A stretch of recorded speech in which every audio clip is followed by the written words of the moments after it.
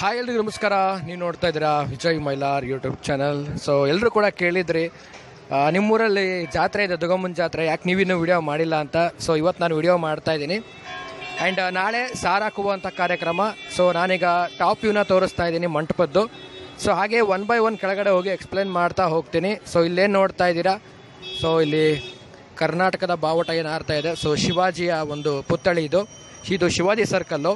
And ಇಲ್ಲಿ ಈ ವರ್ಷದ ದುರ್ಗಮ್ಮನ ಜಾತ್ರೆಯಲ್ಲಿ ಇರುವಂಥ ಪೆಂಡಾಲು.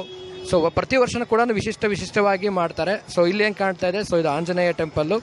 ಆ್ಯಂಡ್ ಕೆಳಗಡೆ ಹೋಗ್ತೀನಿ ಆ್ಯಂಡ್ ಒನ್ ಬೈ ಒನ್ ತೋರಿಸ್ತೀನಿ, ನೋಡ್ಕೊಳ್ತಾ ಹೋಗೋಣ.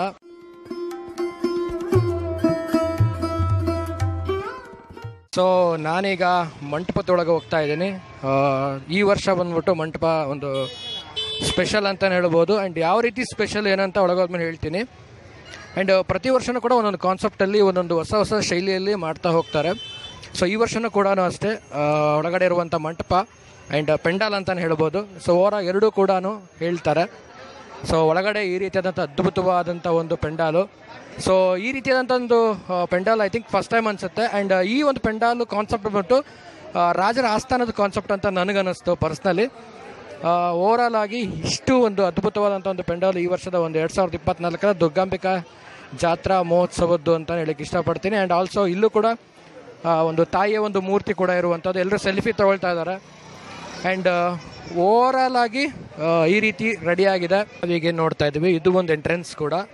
ಸೊ ಇದು ಹಳೇಪೇಟೆ ಹಾಗೆದಿಬ್ಬ ಸರ್ಕಲಿಂದ ಬರುವಂಥ ಎಂಟ್ರೆನ್ಸು. ಆ್ಯಂಡ್ ಈ ಒಂದು ಎಂಟ್ರೆನ್ಸ್ ಬಂದ್ಬಿಟ್ಟು ಹೊಂಡಾ ಸರ್ಕಲು ಮತ್ತು SKP ರೋಡಿಂದ ಬರುವಂಥ ಒಂದು ಎಂಟ್ರೆನ್ಸು. ಸೊ ಅದ್ಭುತವಾದಂಥ ಒಂದು ಮಂಟಪ ಆ್ಯಂಡ್ ಪೆಂಡಾಲ್ ಅಂತಲೇ ಹೇಳ್ಬೋದು. ಈ ವರ್ಷ ತುಂಬ ಒಂದು ಲೈಟಿಂಗ್ಸಲ್ಲಿ ತುಂಬ ಚೆನ್ನಾಗಿ ಮಾಡಿದ್ದಾರೆ ಅಂತ ನಂಗೆ ಅನ್ನಿಸ್ತು. ಆ್ಯಂಡ್ ಅಲ್ಲಿ ಕಾಣ್ತಿರುವಂಥ ಒಂದು ಸೇತುವೆ ನೋಡ್ತಾ ಇರ್ಬೋದು ಎಲ್ಲರೂ. ಈ ಸೇತುವೆ ಏನಪ್ಪ ಅಂದರೆ ಈಗೆಲ್ಲ ಏನು ಈ ರೀತಿ ಒಳಗಡೆ ಕ್ಯೂ ಅಲ್ಲಿದ್ದಾರೆ. ಸೊ ನಾಳೆ ಹಬ್ಬದ ಟೈಮಲ್ಲಿ ಸೊ ಈ ಸೇತುವೆ ಮುಖಾಂತರವಾಗಿ ಹೋಗಲಿಕ್ಕೆ ವ್ಯವಸ್ಥೆನ ಮಾಡಿರ್ತಾರೆ. ಯಾಕಂದರೆ ತುಂಬಾ ಕ್ರೌಡ್ ಆಗುತ್ತೆ. ಸೊ ಯಾರಿಗೂ ಕೂಡ ಏನು ಇಕ್ಕಟ್ಟಾಗಬಾರ್ದು, ಸೊ ಯಾರಿಗೂ ಕೂಡ ತೊಂದರೆ ಆಗಬಾರ್ದು ಅಂತ. ಸೊ ಇಲ್ಲಿ ಸಪ್ರೇಟಾಗಿ ಒಂದು ಲೈನ್ ಕ್ಯೂವನ್ನು ಮಾಡಿರ್ತಾರೆ ತಾಯಿಯ ದರ್ಶನವನ್ನು ಪಡೀಲಿಕ್ಕೆ. ಆ್ಯಂಡ್ ಈ ಕಡೆ ಒಂದು ಲೈನ್ ಹಂಗೆ ಹೋಗೋದಾಯಿತು ಅಂದರೆ ಏನು ಮಾಡಿದ್ದಾರೆ ಅಂತ ನೋಡೋಣ.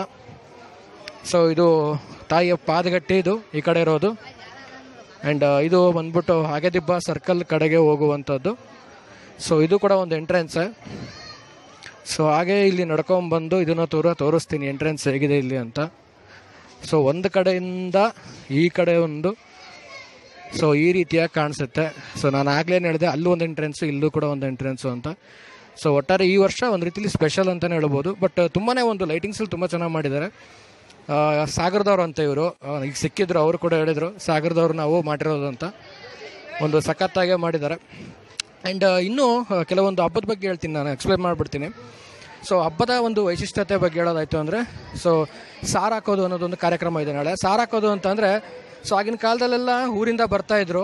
ಬರೋ ಟೈಮಲ್ಲಿ ಊರಿಂದ ಹೊರಗಡೆ ಯಾರು ಹೋಗಬಾರ್ದು ಅಂತ ಸಾರ್ ಹಾಕುವ ಒಂದು ಕಾರ್ಯಕ್ರಮ. ಸಾರ್ ಹಾಕಿದ ಮೇಲೆ ಊರಿಂದ ಬರ್ಬೋದು, ಆದರೆ ಊರಿಂದ ಹೊರಗಡೆ ಹಬ್ಬ ಮುಗಿಸ್ಕೊಳ್ದೆ ಯಾರು ಕೂಡ ಹೋಗೋ ಆಗಿಲ್ಲ. ಸೊ ಆ ರೀತಿಯಾದಂಥ ಎಲ್ಲ ಒಂದು ಸಂಪ್ರದಾಯಗಳು, ಕೆಲವೊಂದು ಪದ್ಧತಿಗಳು ಕೂಡ ನಡ್ಕೊಂಬಂದಿದೆ. ಆ್ಯಂಡ್ ಈಗೇನು ನೋಡ್ತಾ ಇದ್ದೀರಾ, ಇಷ್ಟೊಂದು ಫ್ರೀ ಇರುವಂಥದ್ದು, ಇಷ್ಟೊಂದು ಇರುವಂಥದ್ದು. ಬಟ್ ನಾಳೆಯಿಂದ ಕಾರ್ಯಕ್ರಮಗಳು ಸ್ಟಾರ್ಟ್ ಆಯಿತು ಅಂದರೆ 15 ದಿನಗಳ ಕಾಲ ತುಂಬಾ ಒಂದು ರಶ್ ಇರುವಂಥದ್ದು, ತುಂಬಾ ಒಂದು ಓವರಾಲ್ ಆಗಿ ಇಲ್ಲೆಲ್ಲ ಕ್ರೌಡ್ ಇರುವಂಥದ್ದನ್ನ ನಾವು ನೋಡ್ಬೋದು. ಯಾರ್ಯಾರು ಬರ್ತಿದ್ದೀರಾ ಕಮೆಂಟ್ ಮಾಡಿ ದಾವಣಗೆರೆ ದುರ್ಗಮ್ಮನ ಜಾತ್ರೆಗೆ. ಆ್ಯಂಡ್ ನಾನು ಗರ್ಭಗುಡಿ ಒಳಗೆ ಕೂಡ ಹೋಗ್ತೀನಿ, ಹೋಗ್ಬಿಟ್ಟು ತಾಯಿ ದರ್ಶನ ಕೂಡ ಮಾಡಿಸ್ತೀನಿ. ಆ್ಯಂಡ್ ಈ ವರ್ಷದ ಈ ಒಂದು ಓವರಾಲ್ ಪೆಂಡಾಲ್ ನನಗಂತೂ ತುಂಬಾ ಇಷ್ಟ ಆಯಿತು. ಮೇನಾಗಿ ಹೇಳಬೇಕು ಅಂತಂದರೆ ನನಗೆ ಇಷ್ಟ ಆಗಿದ್ದು ಇಲ್ಲಿ ಏನು ಹಾಕಿದಾರಲ್ಲ ಲೈಟಿಂಗ್ಸು, ತುಂಬಾ ಒಂದು ರಿಚ್ ಆಗಿದೆ. ಯಾವುದೋ ಒಂದು ಅರಮನೆಯ ಒಂದು ಹಾಲಿಗೆ ಬಂದಿರೋ ಹಾಗೆ ಫೀಲ್ ಆಯಿತು. ಈಗ ಟೆಂಪಲ್ ಒಳಗಡೆ ಬಂದಿದ್ದೀನಿ. ಆ್ಯಂಡ್ ಎಲ್ಲರೂ ಕೂಡ ತಾಯಿ ದರ್ಶನವನ್ನು ಪಡಿತಾ ಇದ್ದಾರೆ, ನೀವು ಕೂಡ ನೋಡ್ತಾ ಇದ್ದೀರಾ. ಸೊ ಈ ಒಂದು ಜಾತ್ರಾ ಮಹೋತ್ಸವದ ಒಂದು ಕಾರ್ಯಕ್ರಮಗಳು ನಾನು ಆಗಲೇ ಹೇಳ್ದಾಗೇ ನಾಳೆಯಿಂದ ಶುರುವಾಗುತ್ತೆ. ಸೊ ನಾಳೆಯಿಂದ ಸಾರ್ ಹಾಕುವ ಮೂಲಕ ಒಂದು ಕಾರ್ಯಕ್ರಮನ ಶುರು ಮಾಡ್ತಾರೆ. ಸೊ ಸಾಲಾಗಿ ಭಕ್ತಾದಿಗಳು ದರ್ಶನ ಪಡಿತಾ ಇದ್ದಾರೆ. ಆ್ಯಂಡ್ ತುಂಬಾ ಖುಷಿ ಆಗ್ತಾಯಿದೆ. ಯಾಕಂದರೆ ಹೋದ ವರ್ಷ ಕಂಪೇರ್ ಮಾಡಿದ್ರೆ ಸೊ ಲೈಕ್ ಸ್ವಲ್ಪ ಕೋವಿಡ್ ಅನ್ನೋದೊಂದು ಇಶ್ಯೂ ಇತ್ತು. ಸೊ ಪ್ರಿಕಾಷನ್ಸ್ ಅವು ಇವು ಎಲ್ಲ ಇತ್ತು. ಬಟ್ ಈ ವರ್ಷ ಯಾವ ಥರದ್ದು ಯಾವುದೇ ಇಲ್ಲ ತಾಯಿಯ ಒಂದು ಆಶೀರ್ವಾದದಿಂದ. ಸೊ ಹಾಗಾಗಿ ಈ ವರ್ಷದ ಒಂದು ಸ್ಪೆಷಲ್ ಅಂದರೆ ಏನಪ್ಪ ಅಂದರೆ ಆರೋಗ್ಯವಾಗಿ ಹಬ್ಬಗಳನ್ನ ಮಾಡ್ತಾಯಿದ್ದೀವಿ. ಯಾವುದೇ ಥರದ ಈ ರೀತಿ ಕಾಯಿಲೆಗಳು ಮುಂದೆ ಯಾವುದೇ ಕಾರಣಕ್ಕೂ ಬರಬಾರ್ದು. ಸೊ ಆ ರೀತಿಯಾದಂಥ ಒಂದು ಕಾಯಿಲೆಗಳು ಬಂದು ಅನುಭವಿಸಿದ ಕಷ್ಟ ಎಲ್ಲರಿಗೂ ಗೊತ್ತು ಕೋವಿಡ್ ಟೈಮಲ್ಲಿ. ಸೊ ಆ ರೀತಿಯಾದಂಥ ಯಾವುದೇ ಒಂದು ಎಡಕು ತೊಡಕು ಇಲ್ಲದೆ ಈ ವರ್ಷ ಒಂದು ಹಬ್ಬನ ಆಚರಣೆ ಮಾಡ್ತಿರುವಂಥದ್ದು ಒಂದು ಖುಷಿ ವಿಚಾರ ಅಂತಲೇ ಹೇಳ್ಬೋದು.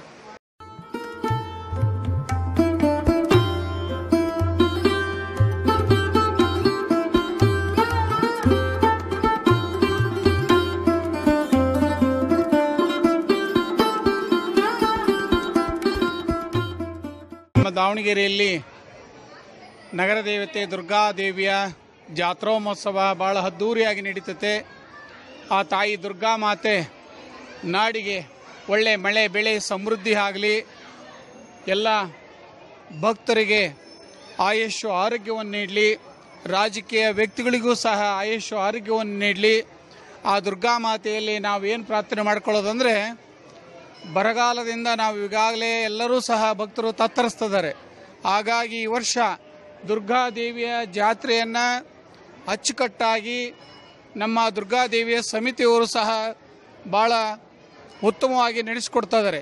ಎಲ್ಲ ಭಕ್ತರು ಸಹ ಶಾಂತ ರೀತಿಯಿಂದ ವರ್ತನೆ ಮಾಡಿ ದುರ್ಗಾದೇವಿಯಲ್ಲಿ ಪ್ರಾರ್ಥನೆ ಮಾಡಿಕೊಳ್ಬೇಕು. ಏನಪ್ಪ ಅಂದರೆ, ನಮ್ಮ ನಾಡಿಗೆ ಮಳೆ ಬೆಳೆ ಸಮೃದ್ಧಿ ಆಗಲಿ, ನಮ್ಮ ದೇಶದ ಜನಕ್ಕೆ ಎಲ್ಲರಿಗೂ ಸಹ ಒಳಿತಾಗಲಿ, ದೋಷಗಳು ನಿವಾರಣೆ ಆಗಲಿ ಎಂತಂದು ಕೂಡ ಎಲ್ಲ ತಾಯಂದರು ಏನೇನು ಅವರ ಕುಟುಂಬ ವರ್ಗದ ಬಗ್ಗೆ ಬೇಡ್ಕೊಳ್ತಾರೋ ಅದೆಲ್ಲನೂ ಸಹ ದುರ್ಗಾದೇವಿ ನೀಡಲಿ ಎಂಬ ಪ್ರಾರ್ಥನೆಯನ್ನು ಸಹ ನಾನು ಮಾಡ್ತಾ ಇದ್ದೀನಿ.